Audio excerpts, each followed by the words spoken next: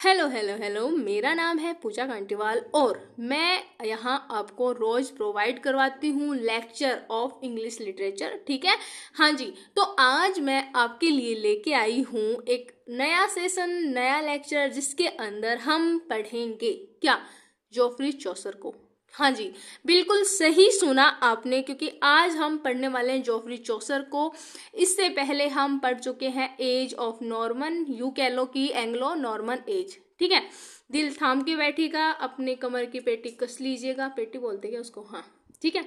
तो आपको पढ़ना है बहुत ही आराम से, और अगर वीडियो स्टार्ट करा है तो लास्ट तक जरूर देखिएगा, क्योंकि मैं इतने लंबे लेक्चर नहीं बना रही, आपको छोटे छोटे लेक्चर ही हैं जो आपको देखने हैं, जिससे आपको बहुत हेल्प होगी। ठीक है, मैं कोशिश करूंगी कि इस वाले मैं हर लेक्चर को पढ़ाने की कोशिश करती हूँ कि हर लेक्चर का जो लैंग्वेज है वो बिल्कुल कॉमन लैंग्वेज की तरह है, वो कि बच्चों को समझ आए। ठीक है, तो मैं कोशिश करूंगी, आगे भी ऐसे करते रहूंगी। ठीक है, अब देखो बात ये है कि अगर हम चौसर को पढ़ रहे हैं तो हमें देखना पड़ेगा कि चौसर कौन है। ठीक है, तो उनका जो बर्थ माना जाता है वो माना जाता है 1343 से।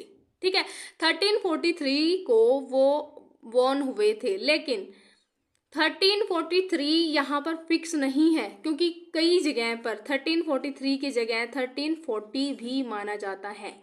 ठीक है, तो आपको ये दोनों ही याद रखने हैं, जहां पर ये दोनों आए वहां पर आपको लगा देना है। ठीक है, हमें नहीं पता, क्योंकि हम ये दोनों ही देखते हैं। 1340 से हमारी एज ऑफ चौसर की एज मानी जाती है, बाकी बनाने वालों को पता है, हमें नहीं पता। ठीक है, और इसकी एंडिंग होती है हमारे जोफ्री चौसर की डेथ से।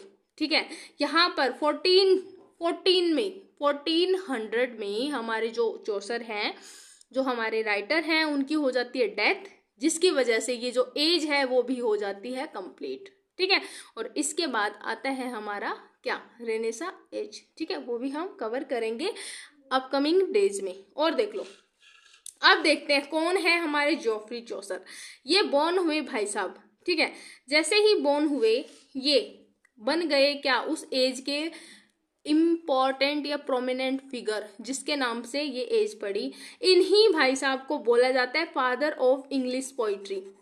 ठीक है, फादर ऑफ इंग्लिश पोइट्री इनको बोला जाता है, मतलब ये फादर है इंग्लिश पोइट्री के, क्योंकि इन्होंने स्टार्ट करी थी पोइट्री, इतने खतरनाक लिखी थी ना, तो इसलिए। और भी एक रीजन है, वो क्या है, क्योंकि ये जो है इन्होंने इंट्रोड्यूस करा था इंग्लिश लैंग्वेज को, कि एज ए कॉमन लैंग्वेज की तरह ये यूज होगी। क्या, यहाँ पर मेजर लिटरेरी लैंग्वेज जो है इसको बना दिया, मतलब इन्होंने ना अपने वर्क के अंदर इंग्लिश लैंग्वेज का यूज करा था। ठीक है, इंग्लिश लैंग्वेज का यूज करा था, और इंग्लिश लैंग्वेज को इतनी अच्छी तरह से दिखाया गया कि माना जाता है कि इन्हीं से स्टार्टिंग हुई थी इंग्लिश की, कि बाद में वो धीरे धीरे इन्होंने इंग्लिश को इंट्रोड्यूस करा, और धीरे धीरे फिर सारे राइटर्स वो फॉलो करने लग गए। ठीक है, ये देखो, और क्या हुआ था, ये जो भाई साहब थे ये रॉयल पर्सन थे, बिल्कुल रॉयल पर्सन।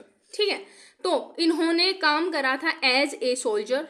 ठीक है, एज ए डिप्लोमेट, और एज ए क्या क्या कस्टम ऑफिसर और पार्लियामेंटेरियन। ये इन्होंने अपनी जॉब करी थी। ठीक है, इनकी ये जॉब है जो कि इन्होंने करी थी अपने यंग एज में, और उसके बाद में इनको लग गया क्या क्या क्या क्या राइटिंग करने का शौक। ठीक है, तो अब ये हो गए राइटिंग के मास्टर। तो ये कैसे हुआ, क्योंकि मैंने बताया कि एक सोल्जर थे, डिप्लोमेट थे। भाई सोल्जर और डिप्लोमेट का ये भी काम होता है कि वो डिप्लोमेट का काम होता है कि वो एक कंट्री से दूसरी कंट्रीज में जाए, ये सब ट्रैवल वगैरह करे। तो ये उन्होंने किया था, इसकी वजह से वो गए थे इटली एंड फ्रांस। ठीक है, जब वो गए इटली और फ्रांस, तो वहां से हो गए कुछ राइटर्स से वो इन्फ्लुएंस। ठीक है, और जब इन्फ्लुएंस हुए तो सोचा कि यार हमें भी लिखना चाहिए ऐसे वाले वर्क, इनकी राइटिंग कितनी अच्छी है। भाई हम किसी से भी इन्फ्लुएंस होते हैं, तो हम नहीं चाहते कि हम भी इनकी तरह बने, इनकी स्टाइल को कॉपी करें, हम उनकी राइटिंग को कॉपी करें। तो ये एक ह्यूमन नेचर है कि हम किसी चीज से अगर इंस्पायर होते हैं ना, तो हम उस चीज के जैसे करने की कोशिश करते हैं। ठीक है, ठीक वैसे ही किया हमारे जोफ्री चौसर ने, और उन्होंने क्या किया, वो इन्फ्लुएंस हुए थे, अगर हम बात करें तो इटली में वो इन्फ्लुएंस हुए थे दांते से। हमारे दांते जो हैं बहुत ही खास राइटर हैं, ठीक है। इन्होंने डिवाइन कॉमेडी नाम का एक वर्क लिखा था जो कि इंग्लिश लिटरेचर में बहुत बहुत बहुत जाना जाता है, ठीक है। और देख लो, पेट्रियार्क को कौन ही नहीं जानता, ठीक है। पेट्रार्क हैं ये हमारे, जो कि पेंटिंग के लिए जाने जाते, आर्ट के लिए जाने जाते हैं, ठीक है, स्पेशली। और बोक्कासियो, बोक्कासियो से तो इनके एक दो वर्क हैं जो कि बोक्कासियो से इन्फ्लुएंस्ड वर्क हैं, ठीक है। हाँ, तो हम देख लेते हैं हम क्या देखेंगे, इनका जो राइटिंग सेंस है उसके अंदर क्या क्या चीजें दिखती हैं, क्या क्या थीम होती हैं जो कि हमें देखने को मिलती हैं, ठीक है। तो वो है हमारी रियलिज्म। ये अपनी राइटिंग के अंदर दिखाते हैं, क्या रियलिज्म को शो करते हैं, ठीक है।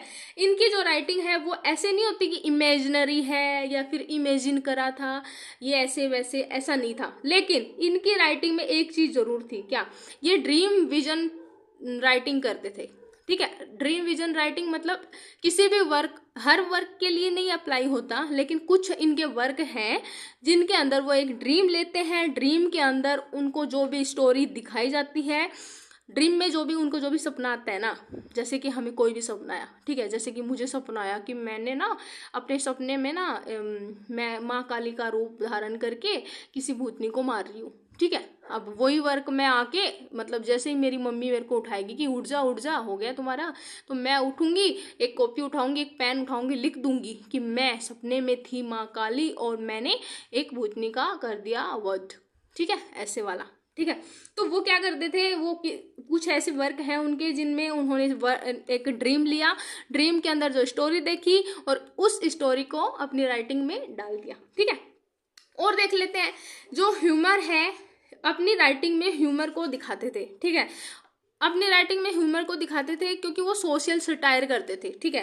ह्यूमर और आयरनी, ह्यूमर का मतलब समझते हो आप कि मजाक मस्ती करना, आयरनी का मतलब कोई भी बात आप इनडायरेक्ट कहना, किसी मतलब डायरेक्ट बात नहीं कह के इनडायरेक्ट बात कहना, कि जैसे कि अगर आप, मेरे घर में क्या होता है कि अगर मैंने एक कप ले लिया चाय का और चाय के साथ मैंने एक प्लेट में सजा लिए बिस्किट, एक साइड मैंने ब्रेड रख लिया, एक साइड नमकीन रख ली, पापड़ रख लिए, फिर घर वाले आएंगे, ओ ये देखो शहजादी, ये देखो इनके नखरे क्या क्या करते हैं, ऐसे नहीं बोलते क्या घर वाले, बोलते हैं, ठीक है। तो उनको बोलना होता है, बाकी ये कोई बड़ी बात नहीं होती, लेकिन उनको बोलना होता है इसलिए वो बोल देते हैं, ठीक है। हाँ जी, तो वो हो गया हमारा आयरनी। और देख लो, ये जो आयरनी और ह्यूमर की मैंने बात करी है ना, इसके अंदर क्या करते हैं वो करते हैं सटायर करते हैं, किस पे, चर्च पे, और चर्च में हो रहे जो करप्शन है उसके ऊपर और सोशल हिपोक्रेसी के ऊपर, ठीक है। अब आप बोलोगे क्या, मैं बताऊंगी क्या। तो क्या ये है कि सटायर की अगर हम बात करें तो चर्च के अंदर जो पोप वगैरह हैं वो लोग, मतलब लोगों के साथ कैसे खेल खेलते हैं ना, वो खेल करते हैं, लोगों को लॉलीपॉप दे के उनको कुछ भी बहला फुसला के कुछ भी बोलते हैं, लोग उसको अप्लाई कर लेते हैं, लोगों के लिए वो बन जाते हैं भगवान जी, ठीक है। और अगर हम करप्शन की बात करें तो करप्शन वही है, लोगों को लूटना खोसना, लोगों से पैसे हड़पना, ये सब वो सब, ठीक है। सोशल हिपोक्रेसी की अगर बात करें तो भाई मिडिल क्लास लोगों को कुछ नहीं समझना, रॉयल लोगों के लिए वो अपनी आंखें बिछा देते हैं, और बिल्कुल कॉमन जो पीपल हैं उनको अपनी जूते के तले रखना, समथिंग लाइक दैट। आप समझदार हो, समझ जाओ, ठीक है। और देख लेते हैं क्या क्या है इसके अंदर। कैरेक्टराइजेशन बहुत ही अच्छे से करते हैं हमारे ये राइटर, क्योंकि ये बहुत ही स्पेशल राइटर है भाई। इनका एक वर्क है कैंटरबरी टेल्स, उनके अंदर वो एक एक पिलग्रिम्स का इंट्रोडक्शन देते हैं, उनके कैरेक्टर के बारे में बताते हैं, ठीक है। तो मोस्टली ऐसे उनके वर्क हैं जो अपने वर्क के जो कैरेक्टर हैं उनके कैरेक्टर को अच्छे से दिखाते हैं, ठीक है। एक नैरेटिव आर्ट जो उनके वर्क के अंदर देखी जाती है, एक नैरेटिव आर्ट जो उनके वर्क के अंदर देखी जाती है वो ये है कि वो अपनी बात को बहुत ही अच्छे से, मतलब बहुत ही अच्छे सरलता और सहजता के साथ बताते हैं, ठीक है। और देखिए, और लैंग्वेज तो मैंने बता ही दिया, मिडल ईस्ट डायलेक्ट उनकी लैंग्वेज होती है, ठीक है, वो भी इंग्लिश, ठीक है। हाँ, अब देखो अब हमें देखना है नेक्स्ट चीज, हम थोड़ा सा ये देखते हैं कि उनको और किन किन नाम से, मतलब वो किस किस बातों के लिए जाने जाते थे। ठीक है, तो एक तो उनको बोलते थे फादर ऑफ इंग्लिश पोइट्री। ठीक है, याद करना, father of English poetry question में आते हैं कि कौन है, तो हमारे हैं जोफ्री चौसर। ठीक है, और देखो, और अगर हम बात करें डेवलप करा था उन्होंने, हीरोइक कपलेट में लिखते थे वो। ठीक है, हीरोइक कपलेट में एक मैं अच्छे से एक वीडियो बनाऊंगी, एक लेक्चर लूंगी जिसके अंदर मैं बताऊंगी आपको सारी चीजें कि हीरोइक कपलेट क्या होता है, ये क्या होता है, वो क्या होता है। ठीक है, हाँ अभी इतना टाइम नहीं है हमारे पास। हाँ, तो English as a literary language, उन्होंने इंट्रोड्यूस करा था इंग्लिश को एज ए लिटरेरी लैंग्वेज, कि आप लिटरेचर के अंदर आप इंग्लिश को यूज करके देखो कितना मजा आएगा, लोग पढ़ेंगे, लोगों को समझ आएगा। ठीक है, तो समझ आएगा, आप पढ़ोगे तो आपको बहुत मजा आएगा। ठीक है, हाँ, और देख लो, और ये है फर्स्ट नेशनल पोइट, इनको बोला जाता था इंग्लैंड का। मैंने बताया भाई, फादर ही बता दिया इनको, कोई फादर ही है कि जिसको बाप ही बता दिया सबका, तो उसको फर्स्ट भी बोल ही देंगे ना, इसमें कोई बड़ी बात थोड़ी ना है। तो फर्स्ट इंग्लिश पोइट इनको इंग्लैंड का बना दिया। और देख लो, इन्होंने रियलिज्म को इंट्रोड्यूस करा था कि भाई आप सारी चीजें इमेजिनेशन के थ्रू नहीं दिखा सकते, आप रियलिटी को भी तो शो करो। तो ये भाई साहब जो है हमारे, ये दिखाते हैं सोशल लाइफ को कि लोगों की लाइफ एक्चुअल में है कैसी।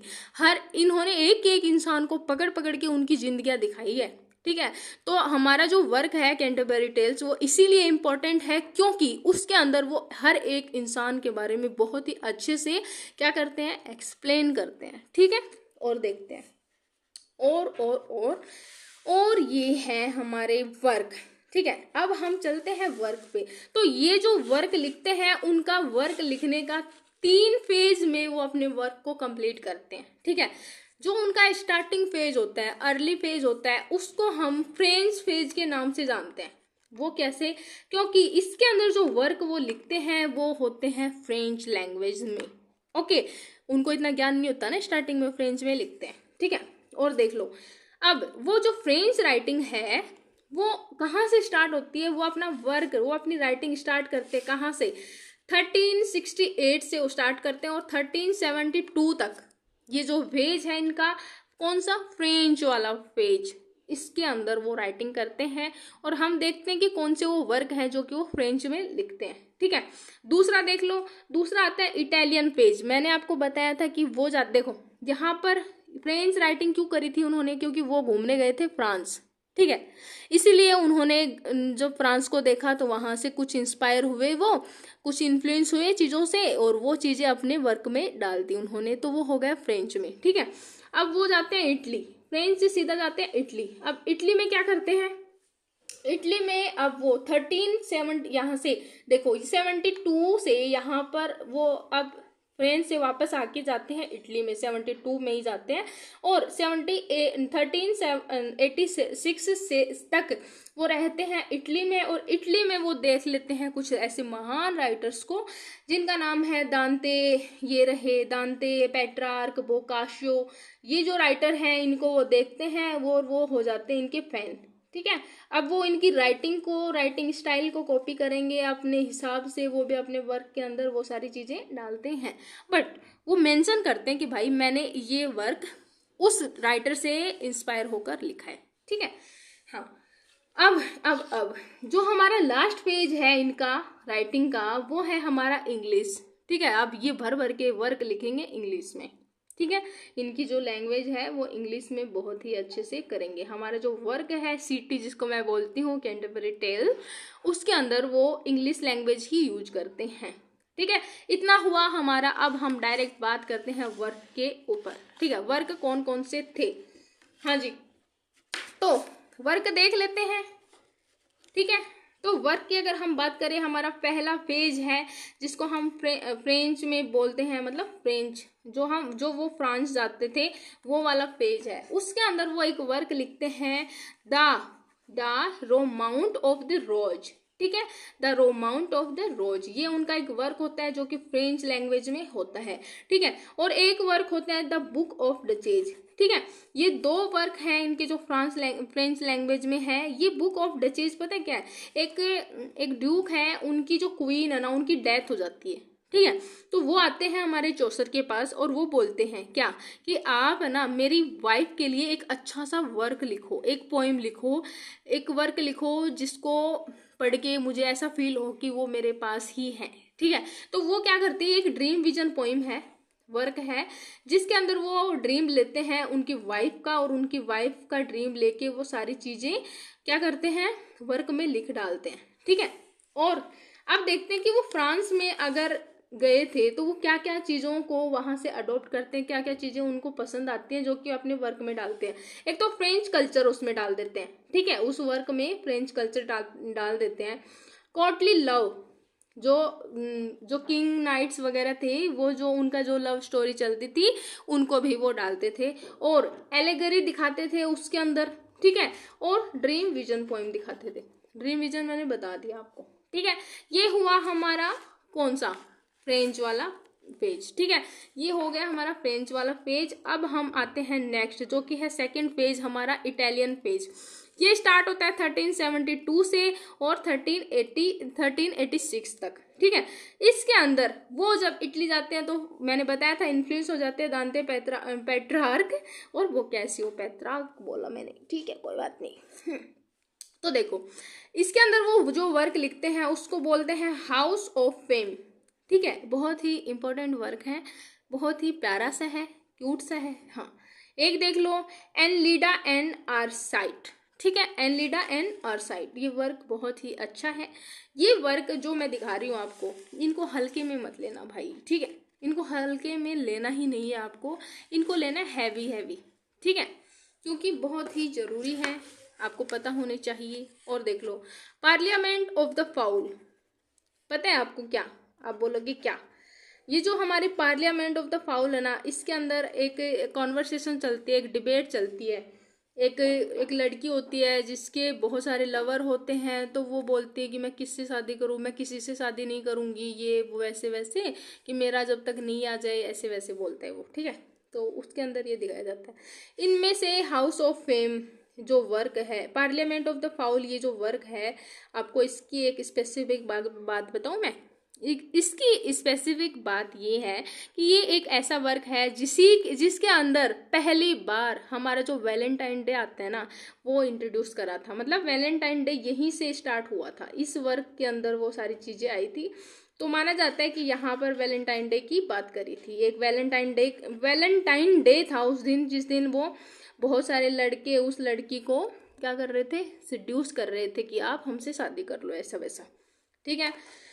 ट्रोलियस एंड क्रिसिड, ये जो वर्क है ये हमारे शेक्सपियर के राइटिंग में भी दिखेगा, लेकिन हम यहीं से कर लेते हैं, ठीक है। तो इनका एक वर्क है, आप कंफ्यूज मत होना, क्योंकि ये शेक्सपियर ने भी लिखा था ऐसा ही वर्क, और उनके वर्क यहाँ पर स्पेलिंग अलग है, यहाँ पर दोनों की स्पेलिंग ये अलग है, बाकी वर्क सेम है, ठीक है।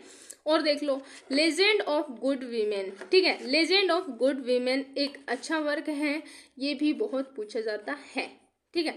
अब अगर हम बात करें इंग्लिश पेज की, तो वो आता है 1387 से 1400 तक, भाई वो जब तक मरते हैं ना तब तक, ठीक है, क्योंकि वो स्टार्ट कर देते हैं 1387 में उनका एक वर्क, कौन सा, कैंटरबरी टेल। ये जो वर्क है इसके अंदर जितनी भी डिटेल है, मैं आपके लिए इसका एक लेके आऊंगी स्पेसिफिक लेक्चर, जिसके अंदर मैं इस वर्क को करूंगी डिटेल में कवर, ठीक है, क्योंकि ये हर एग्जाम में पूछा जाता है, हो ना हो चौसर से अगर कहीं से क्वेश्चन आएगा वो इस वर्क से आएगा, ठीक है। हाँ, तो माइंड माई वर्ड्स कि ये वर्क बहुत ही ज़्यादा खास है, ठीक है, ये बहुत खास है। और देख लो, मतलब ये आप ऐसे समझ लो कि शादी है, शादी को आप एग्जाम से रिलेट कर लो, ठीक है। तो किसी के घर में शादी है, जैसे कि हमारे एग्जाम होते हैं, शादी के अंदर फूफा जी का आना मैंडेटरी है, फूफा जी हो या जीजा जी, ठीक है। तो ठीक वैसे ही हर एग्जाम में कैंटरबरी टेल्स से एक ना एक क्वेश्चन आना बहुत जरूरी है, तो ये आता ही है। ओके हाँ, दूसरा देख ले हैं द ट्रीटीज ऑन द एस्ट्रोवेल। ठीक है, ट्रीटीज ऑन द एस्ट्रोवेल, ये जो वर्क है ये 1380 में लिखा था, बट ये इनके डेथ से पहले कंप्लीट हो चुका था। ठीक है, लेकिन हमारे ये जो कैंटरबरी टेल है, इस वर्क ने इतनी तबाही मचाई, ये इनकम्प्लीट वर्क रह गया। ठीक है, फिर भी इस वर्क ने इतनी हाइप मारी है ना, हर एग्जाम में ये छोड़ता ही नहीं है पीछा। ठीक है, ये तगड़े वाले जीजा फूफा है। ठीक है, तो ये 1387 के अंदर ये जो वर्क स्टार्ट होता है, लेकिन 1400 में चौसर की डेथ हो जाती है, ये वर्क रह जाता है इनकम्प्लीट। ठीक है, अब देख लेते हैं कुछ पोइम है, हमारे जो राइटर हैं इनकी कुछ पोइम है। पोइम इतनी इम्पोर्टेंट नहीं है, बहुत कम पूछी जाती हैं, बहुत कम इसके बारे में पढ़ा जाता है, बट हमें तो पढ़ना है, हमें सारी चीज़ें कवर करनी है। ठीक है, तो कवर ये है कि कंप्लेंट ऑफ द मार्स, इनकी एक पोइम है, और एक पोइम और है कंप्लेंट ऑफ द वीनस। ठीक है, एक तो ये हो गई और एक ये हो गई। ठीक है, कंप्लेंट ऑफ द मार्स और कंप्लेंट ऑफ द वीनस, ये दो पोइम इनकी हो गई। ठीक है, और देख लेते हैं इनकी एक पोइम है जिनको बोलते हैं ट्रुथ, उसका नाम है तो पोइम का ट्रुथ। ठीक है, और जेंटिलेसेस एक इनकी ये पोइम है, और लैक ऑफ स्टेड फास्टनेस, ये इनकी एक और पोइम है। तो ये हो गया हमारा चौसर के बारे में, उनके जो वर्क है, अनदर वर्क उनके बारे में हमने देखा है। अब ये जो वर्क है आपको नज़रों के सामने से गुजारना है। ठीक है, इन वर्क को अच्छे से कवर करना है, और इसके अलावा मैं नए लेक्चर में आपको कराऊंगी कैंटरबरी टेल्स, जिसके नाम से चौसर को बहुत जाना जाता है। तो हाँ, ये हो गया हमारा। Thank you so much.